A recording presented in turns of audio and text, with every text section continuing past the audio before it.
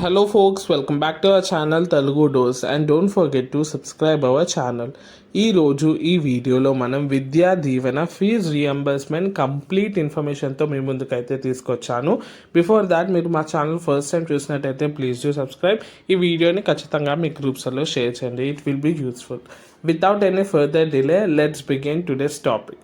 So మనమైతే topic start చేద్దాము. ఏంటి అంటే చాలామంది విద్యా దీవెన అమౌంట్ అయితే మేము ఆల్రెడీ ఫీజు కట్టేశాము, మరి మాకు ఏ విధంగా వస్తుంది, ఇది ఒక ఇంపార్టెంట్ క్వశ్చన్ లాగా అయితే నాకు అనిపించింది. కామెంట్స్ ద్వారా అడుగుతున్నారు కాబట్టి చెప్తున్నాను. సో మనకైతే క్లారిటీ ఆఫీషియల్గా అయితే గవర్నమెంట్ నుంచి ఏ క్లారిటీ లేదు ఈ క్వశ్చన్ మీద.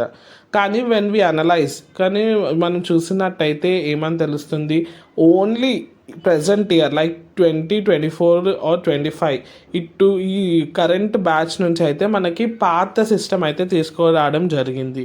ఏంటి అంటే మదర్ అకౌంట్లో కాదు, కాలేజ్ అకౌంట్లో అమౌంట్ వేస్తారని. ఒకవేళ మీరు కరెంట్ ఇయర్ ఫీజు కట్టినట్టయితే దాని మీద అయితే మనకి క్లారిటీ రావాల్సి ఉంది.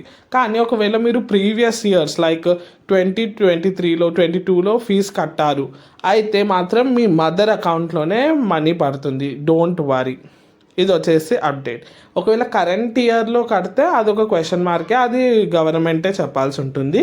సో ముందు బ్యాచెస్కి అయితే పాత ప్రాసెసే ఉంటుంది. ఓన్లీ కరెంట్ బ్యాచ్ నుంచి అయితే ఈ చేంజెస్ అయితే చేశారు. నెక్స్ట్ క్వశ్చన్ ఏమడుగుతున్నారంటే అమౌంట్ సేమ్ ఉంటుందా, చేంజెస్ ఏమన్నా ఉన్నాయా అని. సో ఇప్పటి వరకు వచ్చిన ఇన్ఫర్మేషన్ ప్రకారం అమౌంట్ అయితే సేమ్ ఉంటుంది, ఏం చేంజెస్ ఉండదు. కానీ ఒకవేళ గవర్నమెంట్ నుంచి ఏ చిన్న అప్డేట్ వచ్చినా లైక్ చేంజెస్ ఆఫ్ అమౌంట్ గురించి నేనైతే అప్డేట్ చేశాను. ఇది వచ్చేసి అప్డేట్.